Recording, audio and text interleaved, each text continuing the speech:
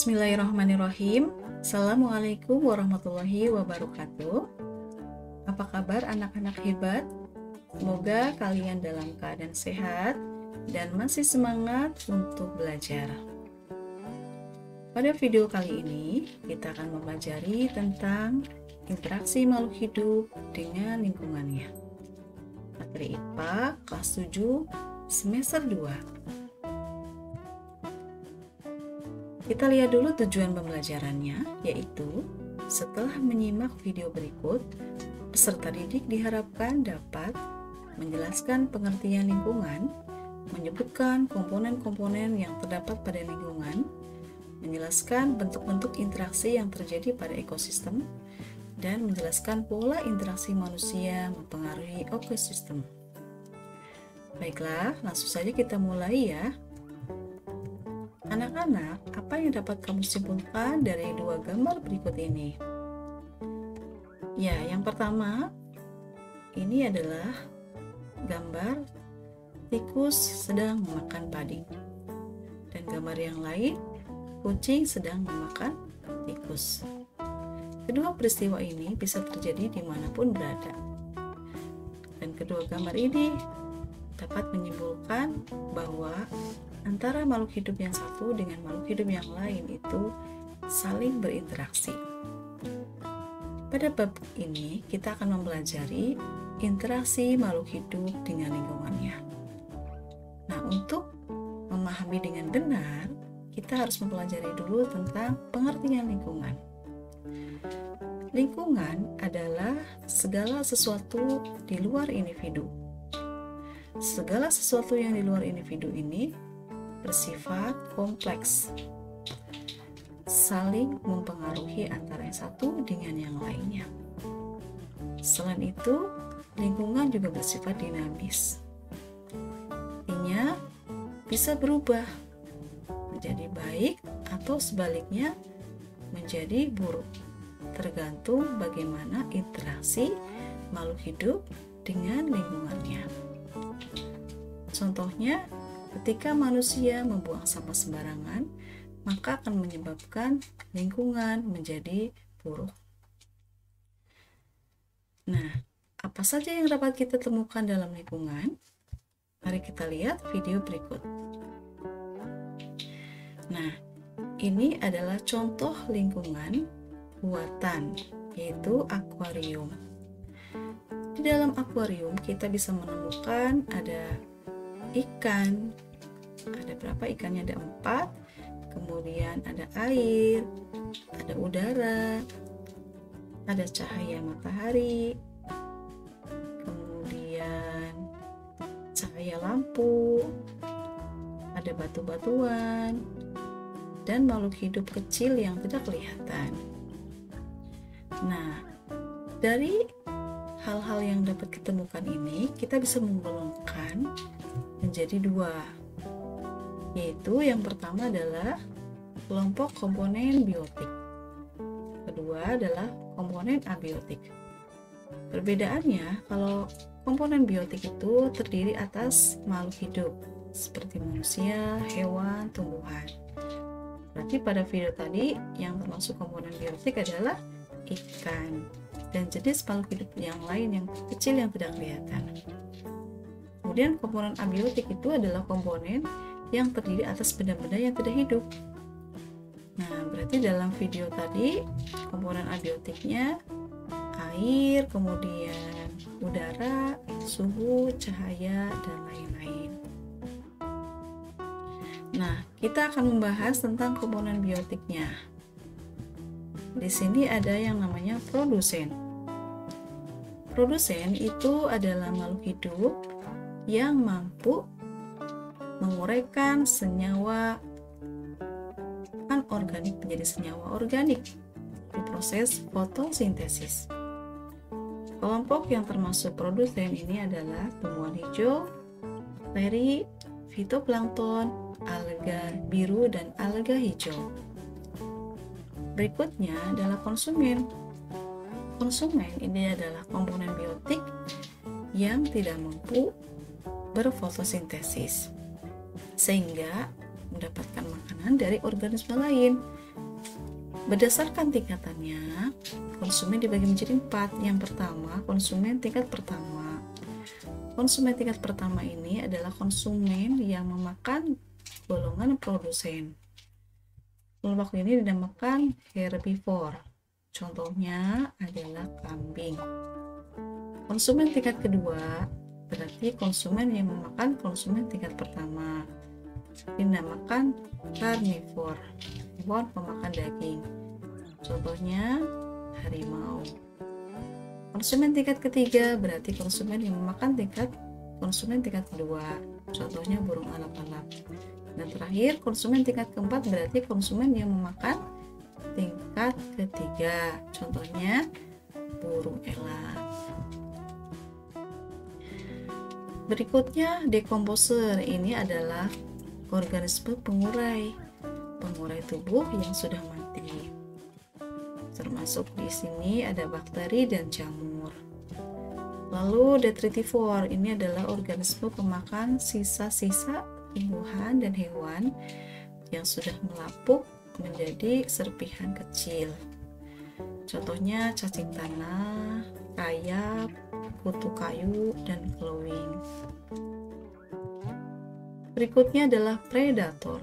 Ini adalah organisme yang mendapatkan makanan dengan memburu hewan lain. Fungsi dari predator ini adalah sebagai penyeimbang ekosistem. Contohnya harimau, singa.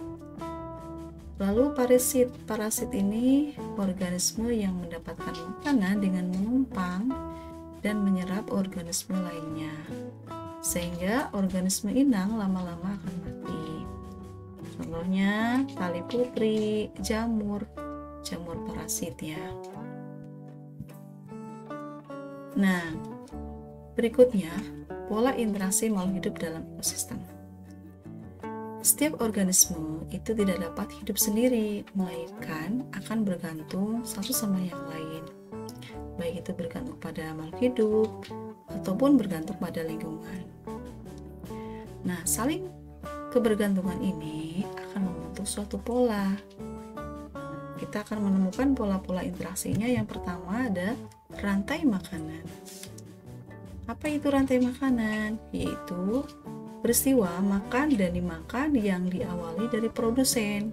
Ini produsennya berupa rumput dan diakhiri oleh pengurai. Ini pengurainya. Nah, tujuan dari rantai makanan ini adalah untuk mempertahankan kelangsungan hidup. Ini contoh rantai makanan ya.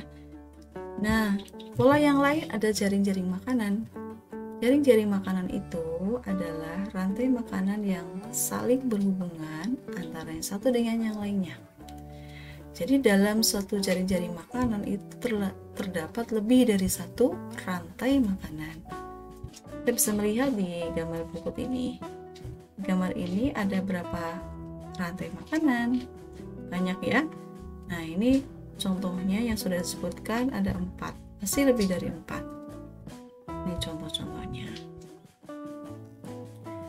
Berikutnya adalah piramida makanan. Piramida makanan itu contohnya seperti ini. Itu menggambarkan jumlah makhluk hidup yang ada pada setiap tropik. Nah, tropik 1 itu paling banyak jumlahnya. Semakin ke atas, jumlahnya semakin sedikit. Nah, antara tropik yang satu dengan tropik yang lainnya itu ada perpindahan energi. Nah, pola yang lain adalah simbiosis.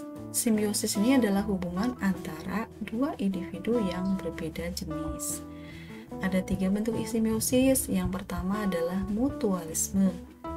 Mutualisme ini adalah simbiosis yang saling menguntungkan. Contohnya, hubungan antara lebah dengan bunga. Lebah akan mendapatkan bunga, akan mendapatkan nektar dari bunga, sedangkan bunga dibantu oleh lebah dalam proses penyerbukan. Simbiosis yang kedua adalah komensalisme. Ini adalah simbiosis di mana yang satu diuntungkan sedangkan yang lainnya tidak untung dan tidak rugi. Contohnya adalah hubungan antara ikan hiu dengan ikan remora. Ikan hiu itu tidak merasakan untung atau rugi dengan kehadiran ikan remora.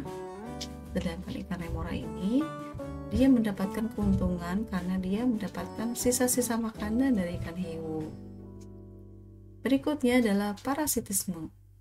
Itu adalah jenis simbiosis di mana yang satu diuntungkan sedangkan yang lain dirugikan. Contohnya nyamuk dengan manusia.